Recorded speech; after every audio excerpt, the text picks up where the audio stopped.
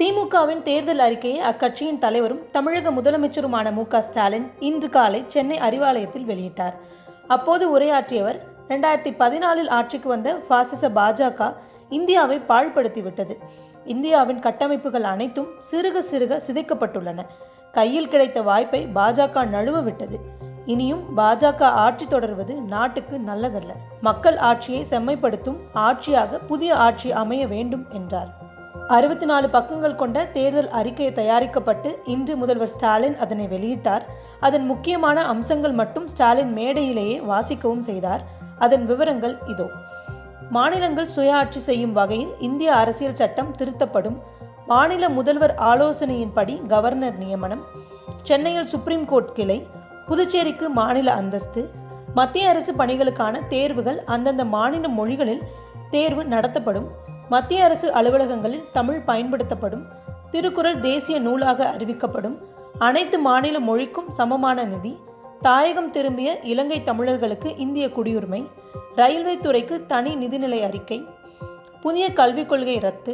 பெண்களுக்கான 33% இடஒதுக்கீடு உடனடியாக அமல்படுத்தப்படும். நாடு முழுவதும் அரசு பள்ளி மாணவர்களுக்கு காலை உணவு திட்டம். இந்தியா முழுவதும் மகளிருக்கு உரிமை தொகை.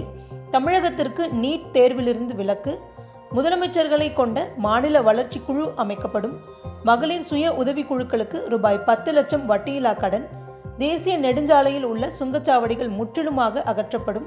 வங்கிகளில் குறைந்தபட்சம் இருப்பு தொகை இல்லாத போது விதிக்கப்படும் அபராதம் நீக்கப்படும். குடியுரிமை திருத்த சட்டம் ரத்து செய்யப்படும். நாடு முழுவதும் சாதிவாரி கணக்கெடுப்பு நடத்தப்படும்.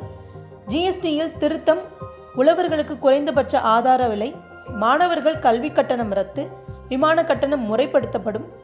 எல்பிஜி சிலிண்டர் விலை ரூபாய் 500, பெட்ரோல் விலை ரூபாய் 75, டீசல் விலை ரூபாய் 65 குறைக்கப்படும். மகாத்மா காந்தி தேசிய ஊரக வேலைவாய்ப்பு திட்டத்தில் வேலை நாட்கள் 150 ஊதியம் ரூபாய் 400 உயர்த்தப்படும். மத்திய அரசின் கல்வி நிறுவனங்கள் தமிழகத்தில் அமைக்கப்படும். பாஜக கொண்டு வந்த சட்டங்கள் மறுபரிசீலனை செய்யப்படும். மாணவர்களுக்கு வட்டியில்லா ரூபாய் 4 லட்சம் வரை கடன் வழங்கப்படும். ரயில்வே கட்டண சலுகைகள் மீண்டும் வழங்கப்படும். சச்சார் கமிட்டி பரிந்துரைகள் செயல்படுத்தப்படும். சென்னையில் 3வது ரயில் முனையம் அமைக்கப்படும். ஆகிய முக்கிய அம்சங்களை திமுக தங்களின் தேர்தல் அறிக்கையில் வெளியிட்டுள்ளது.